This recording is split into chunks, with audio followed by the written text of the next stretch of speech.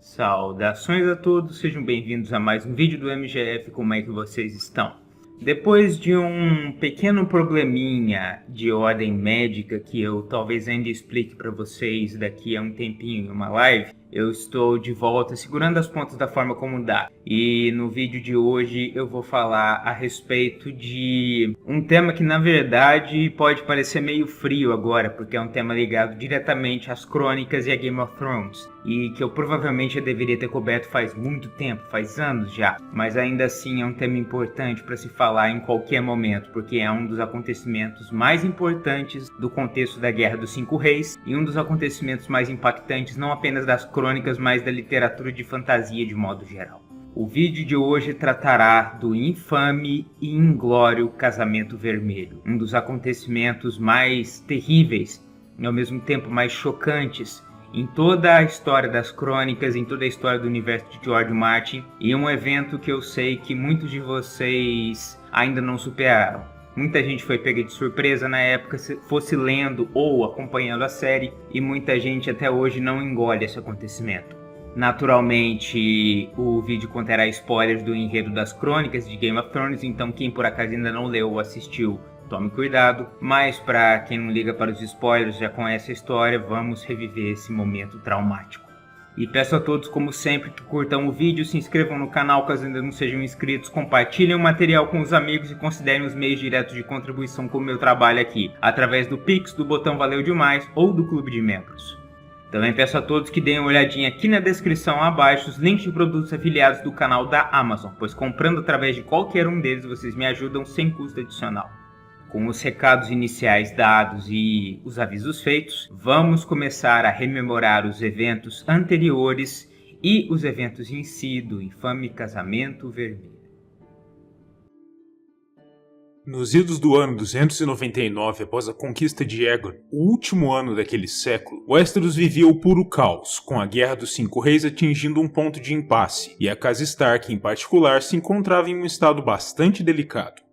O jovem rei do norte dos rios, Robb Stark, aclamado por seus senhores como rei após o rompimento indefinitivo das duas regiões com os desmandos do cruel Joffrey I, que se sentava então no trono de ferro, havia se provado um comandante militar muito mais capaz do que qualquer um poderia esperar dada sua idade, desde que os combates haviam se iniciado, derrotando todos os oponentes que haviam se colocado em campo contra si em batalha. Mas mesmo assim, e quase inexplicavelmente para ele, estava no cômputo geral perdendo a guerra como um todo, sendo cada vez mais encurralado pelo poder dos Lannister, em especial na figura de Lord Tywin, que parecia ser capaz de se tornar mais e mais forte mesmo em face das vitórias de Robb.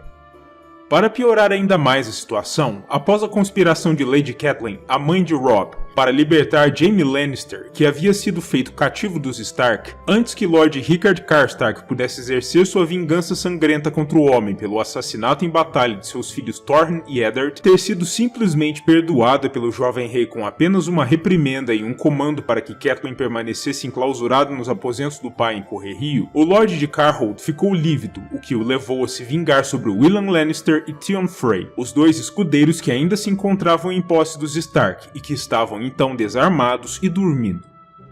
Esse assassinato não poderia passar batido, de acordo com o código de honra que Robb havia aprendido com seu pai, o que o levou a sentenciar Lord Rickard à morte, decapitando-o com suas próprias mãos, e prontamente perdendo o apoio dos Karstark e o respeito de muitos nortenhos com esse ato, pois Lord Rickard não apenas era um senhor muito bem respeitado, mas era também um pai de luto, e muitos dos outros lords, tendo sofrido suas próprias perdas na guerra ou temendo perder entes queridos como ele havia perdido, simpatizavam com sua reação, mesmo apesar de seu ato extremo.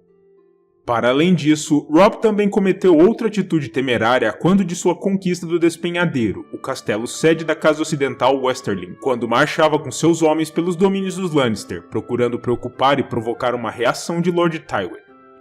Ele fora ferido no ataque, e seu ferimento fora cuidado não apenas pelo mestre a serviço do castelo, que Robb havia conquistado, mas também pela filha do Lorde do local, Lady Jane. E durante uma das noites que Robb passou com a jovem, eles se tornaram mais íntimos, por assim dizer, fazendo com que Robb lhe tirasse a virgindade.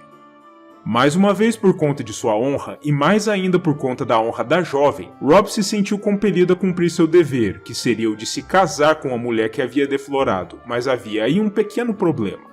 Ele já havia se comprometido quando estivera atravessando o Ramo Verde através da Ponte das Gêmeas, a sede da Casa Frey, com um acordo com o velho Lord Walder, o irascível senhor daquelas terras. E a parte principal de tal acordo envolvia ceder sua própria mão a uma das suas filhas após a guerra, algo que o velho ambicionava muito, pois desejava ver uma de suas meninas como rainha antes de falecer, o que obviamente não poderia acontecer se Robb desposasse Jane, pois de acordo com os costumes Westerosi, cada homem só pode ter uma única esposa.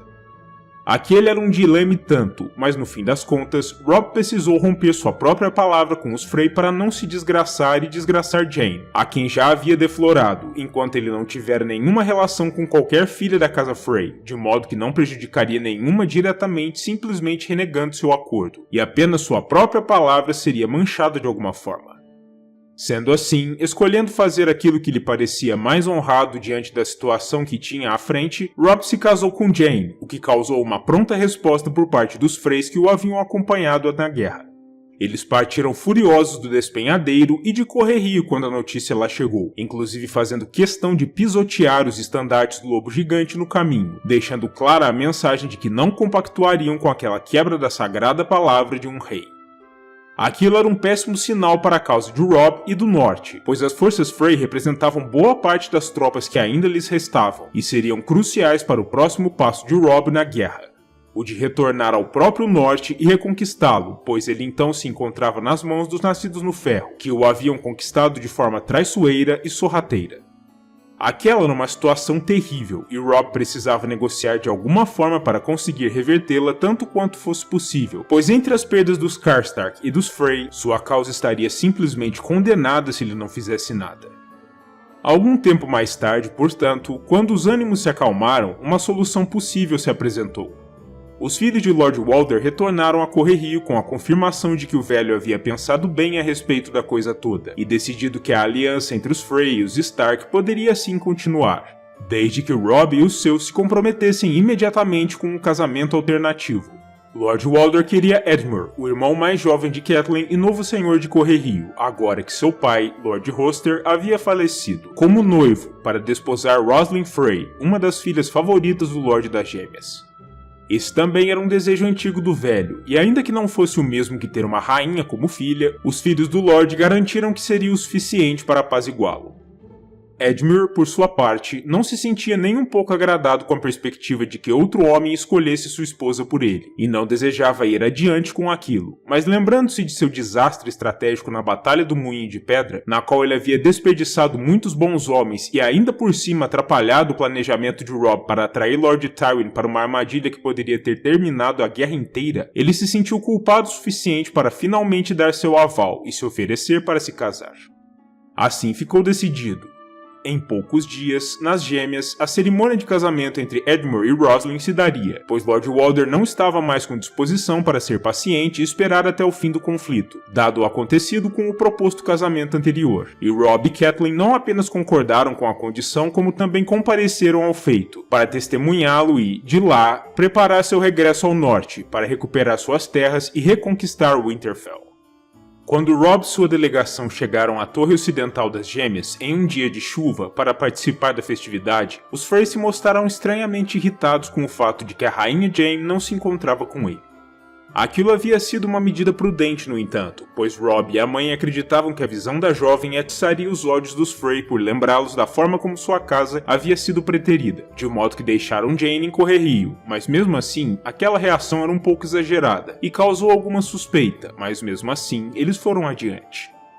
Quando Robb adentrou o grande salão do castelo, Lord Walder, sempre mesquinho, arquitetou um espetáculo dantesco, pois não deixaria que o jovem escapasse impunemente de sua desfeita.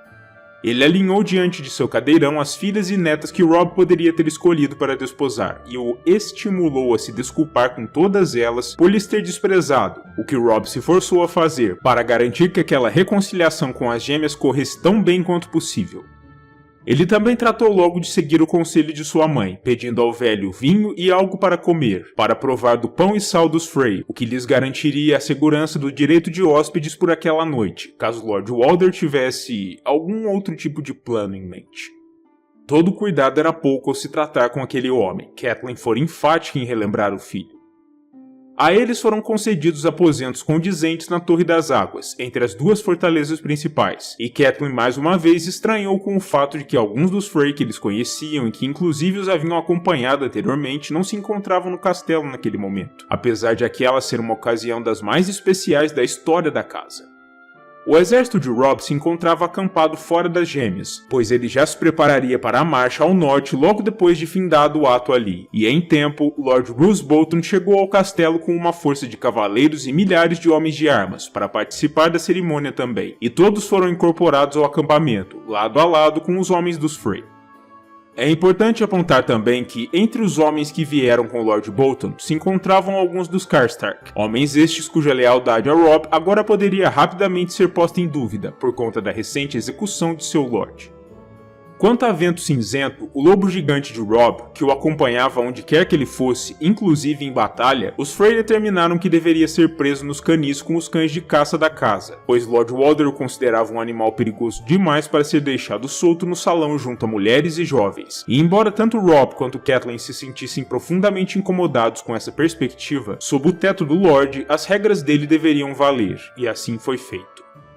A cerimônia começou transcorrendo como seria de se esperar para um casamento sulista. Um septão entoou os cânticos e conduziu a cerimônia, enquanto Edmure enrolava um manto de sua proteção, com as cores da casa Tully, em volta dos ombros magros e delicados de sua nova esposa Frey, após trocados os devidos votos. Depois disso, veio o momento do banquete de casamento, organizado e patrocinado por Lord Walder e conduzido no grande salão da fortaleza.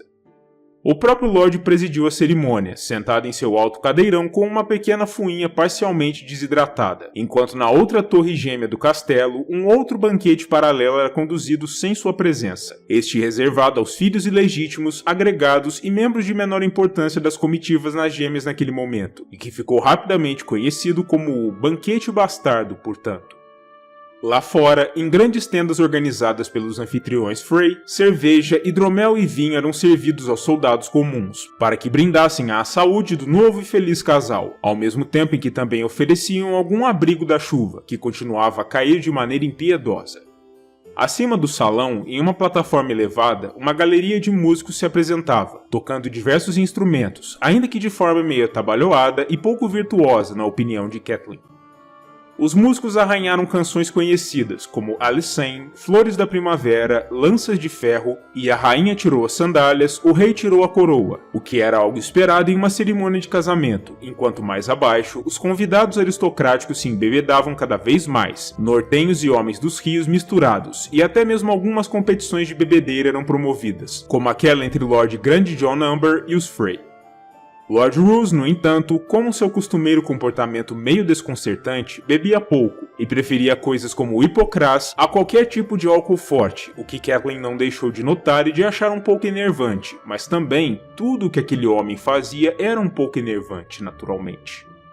Outra marca notável do banquete era a comida e a bebida em si. Muito embora Lord Walder não tivesse economizado nos vinhos, nas cervejas, no hidromel e nas outras bebidas, trazendo imensas quantidades de boas safras que fluíam como ramo verde lá fora, ele fora especialmente muquirana e avarento com a comida, sendo um pobre repasto para um banquete de casamento entre uma de suas próprias filhas e o novo Lorde dos Rios, com a coisa mais distinta e que parecia ser mais apetitosa na mesa, sendo um cordeiro cor-de-rosa, fora do ponto. Ainda assim, Robb se mostrou encantador, para deleite da mãe, não apenas não recusando a pobre comida oferecida, mas também tentando contentar o velho Walder, dançando com diversas de suas descendentes, filhas, netas e até mesmo algumas bastardas da casa, além de dançar também com Dessay Mormon, uma de suas guarda-costas indicadas para o dia. Em um determinado ponto no banquete, Lord Roose se desculpou e pediu licença da mesa em que estavam, balbuciando alguma coisa sobre uma latrina. E mais ou menos nesse momento, Lord Walder finalmente se levantou, ergueu sua taça e anunciou aos presentes que achava que, após a troca de votos, o banquete e a degustação de suas finas safras, já era chegado o momento da parte alta do banquete, a tradicional cerimônia de acamagem. Diante disso, com vários vivas, as mulheres se ocuparam de carregar e despir Edmure devagar, enquanto os homens conduziam a pálida e ainda meio chorosa Roslyn, com Catelyn ponderando que a menina se encontrava naquele estado por nervosismo, já que nunca havia se casado e, portanto, aquela era sua primeira cerimônia de acamagem. Tudo parecia em ordem até aquele momento, mas não levaria muito tempo até que as coisas começassem a tomar um rumo muito mais sombrio. Pouco após a partida dos noivos para a cama, os músicos na galeria mudaram a música de repente, começando a entoar As Chuvas de Castamere, uma música que era tão conhecida em todos os reinos quanto era de Mal Agouro. Todos sabiam que aquela canção celebrava os feitos terríveis de Lord Tywin Lannister durante a rebelião Rain Tarbeck, ocorrida décadas antes, durante a qual ele havia suprimido com requintes de crueldade 2 das casas ocidentais que haviam se rebelado contra o poder do Rochedo, extinguindo-as no processo. A espinha de Catelyn gelou imediatamente ao ouvir aquelas notas sinistras, e de uma hora para outra, sem aviso, a música foi interrompida de forma abrupta, e os músicos na galeria trocaram os instrumentos que empunhavam por bestas, e abriram fogo contra o salão. O que era aquilo? O que estava acontecendo? Sob uma chuva de projéteis que pareciam mirar em especial os homens do norte e os homens leais aos Tully, tudo fez sentido para Catelyn em um lampejo. Era uma maldita armadilha. O velho Frey havia planejado tudo aquilo para se vingar dos nortenhos e de Robb pela desfeita sua honra e a honra de sua casa, e os nortenhos em si se encontravam quase todos demasiado bêbados para reagirem. Era um completo massacre. Catelyn ficou horrorizada com o que via ao seu redor, e seu primeiro pensamento foi sobre o filho, e para sua exasperação, ela viu que Robb também fora alvejado pelos dardos de besta, embora ainda permanecesse vivo e se levantasse com dificuldade. Esse movimento do Rei do Norte foi até mesmo endereçado de maneira zombeteira por Lord Frey, que troçava do jovem rapaz que o havia envergonhado. Mas ainda assim, Catelyn não ficaria ali parada e inoperante enquanto seu filho mais velho e único filho homem ainda sobrevivente minguava diante daquele velho asqueroso. Ela foi rápida, agarrou uma lâmina e dominou facilmente o retardado conhecido apenas como Gizzo, um débil mental da casa Frey que estava presente ao salão também como forma de embaraço aos Stark, e ameaçando cortar seu pescoço de ponta a ponta, ordenou que Lord Walder deixasse que Robb escapasse sem ser mais molestado, enquanto implorava que seu filho partisse dali o mais depressa que ainda conseguisse, quase aos prantos. Mas antes que o jovem pudesse fazer qualquer coisa ou mesmo se pôr de pé de forma digna, Lord Roose se aproximou e, segredando ao seu ouvido que Jaime Lannister mandava seus respeitos e suas lembranças, enfiou uma lâmina diretamente no coração de Robb e girou, garantindo que o Reino Norte caísse. Ele também era parte da conspiração, e diante daquele horror, Catelyn não foi mais capaz de fazer nada além de cumprir sua ameaça, cortando a garganta de Gizzo até o osso, de gritar histericamente e de lamentar a morte de seu último filho ali, diante de todos os seus inimigos. Catelyn chegou às raias da loucura ali, diante de todos, e não levou muito tempo até que um dos Frey agarrasse seus cabelos e abrisse também sua garganta, finalizando o serviço. Tudo aquilo havia sido cuidadosamente planejado. Na surdina, Lord Walder, Lord Roose e Lord Tywin haviam conspirado entre si para atrair os Tully e os Stark, além de seus subordinados, para a armadilha derradeira. Então, eles haviam separado Robb de seu perigoso lobo, deixado seus homens de guarda baixa, embebedado os nortenhos tanto quanto fosse possível para diminuir ou anular sua capacidade de reação na hora crucial e, quando Lord Roose der o sinal, executado o plano de vingança, eliminando de uma só vez os principais líderes do lado rebelde e, em essência, colocando um fim à guerra. Enquanto isso, do lado de fora, os exércitos leais aos nortenhos e aos Tully também foram massacrados pelos homens dos Frey e pelos traidores comandados pelos Bolton, que também se aproveitaram de seu estado ébrio para facilitar seu lado nas lutas, resultando em um cenário de batalha campal no entorno das Gêmeas. Poucos foram os homens capazes de escapar àquele massacre, e as esperanças da causa Stark depois desse golpe pareciam liquidadas, com o único grande comandante militar de seu lado ainda restante sendo Sir Brynden Tully, o Peixe Negro, que havia sido indicado por Robb como protetor de Correia em sua ausência, além de ficar incumbido de defender a integridade e a vida de sua rainha Jane enquanto ele ia ao casamento e depois guerreava pelo norte. Por fim, após garantir que tanto Robb quanto o Vento Cinzento estavam mortos, pois o lobo também foi igualmente alvejado por dardos de besta enquanto ainda preso nos canis, os Frey cortaram fora a cabeça do jovem rei, arrancaram a cabeça do lobo gigante e então costuraram e pregaram ao torso de Robb, criando uma representação macabra de um rei lobo que foi então amarrado a um cavalo e circulou pelas Gêmeas, com os soldados Frey zombando da memória dos Stark com aquele horrendo ídolo de troça. A carnificina e o nível de atrocidade daquele ato, que ainda foi perpetrado contra convidados protegidos pelo sagrado direito de hóspedes nas Gêmeas, motivou a alcunha pela qual o feito ficaria conhecido, o Casamento Vermelho, por conta de todo o sangue vertido naquelas lutas. E depois desse momento, convencionou-se acreditar nos reinos que todos os envolvidos no feito estavam de alguma forma amaldiçoados. Os Lannister, os Bolton e, acima de todos os demais, os Frey, em especial Lord Walder, um velho amargo e sentido que havia cometido o que era tido como o pior dentre todos os pecados e o mais vil dos crimes perante os olhos dos deuses. Desse momento em diante, as pessoas em Westeros inteira passaram a acreditar que o velho Lorde seria punido de maneira muito cruel e drástica quando fosse em encontro dos deuses. O que não deveria demorar, aliás, e desde então, uma sombra negra de mau agouro passou a pairar por sobre a fortaleza Frey, ao menos aos olhos dos piedosos. Do ponto de vista prático, por outro lado, algumas coisas mudaram também. Os Frey causaram uma queda quase absoluta na Casa Tully com esse ato, e apenas Peixe Negro continuou a resistir, ao menos durante algum tempo, com Correrio sendo seu bastião de defesa. Edmure foi capturado enquanto ainda se encontrava na cama com sua nova esposa, e seria enviado para se tornar um cativo dos Lannister.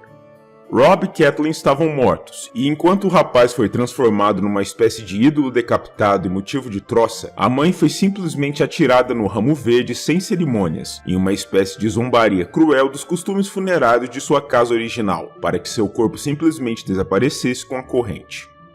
Com isso, o norte passou a ser um domínio dos Bolton, de acordo com a determinação do Trono de Ferro, já que a casa Stark estava quase extinta. Enquanto isso, as terras fluviais foram retiradas da custódia dos Tully, e a recém-refundada Casa Baelish, que recebeu o assento de Harrenhal, se tornou a nova senhora suzerana dos rios, com os Frey sendo agraciados com Correrio, assim que o castelo fosse retirado da posse de Peixe Negro. Por fim, os Lannister puderam finalmente clamar vitória na Guerra dos Cinco Reis, ainda que nem todos os problemas tivessem sido solucionados por completo, pois os Homens de Ferro continuavam à solta e Stannis Baratheon ainda vivia, já que, em essência, os Stark vinham sendo seu principal obstáculo para clamar vitória por sobre o coração do continente, e muitos acreditaram que, com sua queda, a guerra já estava praticamente decidida. Se isso era ou não uma crença verdadeira, no entanto, apenas o tempo e os próximos acontecimentos poderiam dizer. E aí está, esse foi um resumo da história anterior e dos acontecimentos do próprio Casamento Vermelho. E um pouquinho a respeito do início das repercussões desse evento, porque afinal de contas ele chacoalhou as bases da própria Westeros durante a Guerra dos Cinco Reis e ainda terá outras tantas consequências no futuro próximo dos livros. Podem ter certeza disso. O que vocês acham a respeito dessa conspiração dos Frey, dos Bolton e dos Lannister para derrotar a Casa Stark de forma mais pragmática e com menos custos, digamos assim? Vocês concordam com Lord Tywin quando ele afirma que essa é uma forma mais eficiente de lidar com a questão? E concordo com a indagação dele de que maneira seria mais nobre matar milhares de homens em campo do que alguns no jantar? Ou vocês acreditam que essa conspiração é injustificável e que todos envolvidos nela estão de fato amaldiçoados para sempre?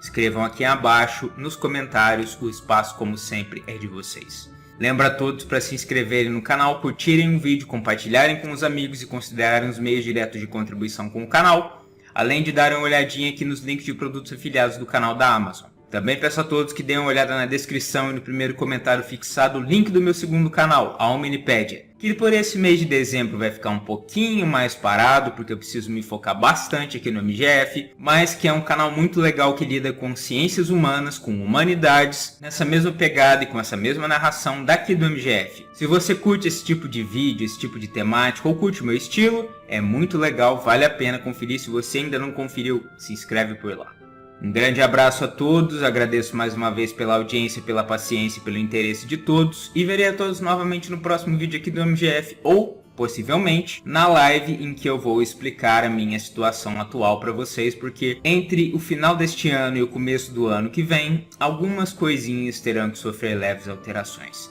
Demorou? Então, vejo vocês em breve novamente e valeu!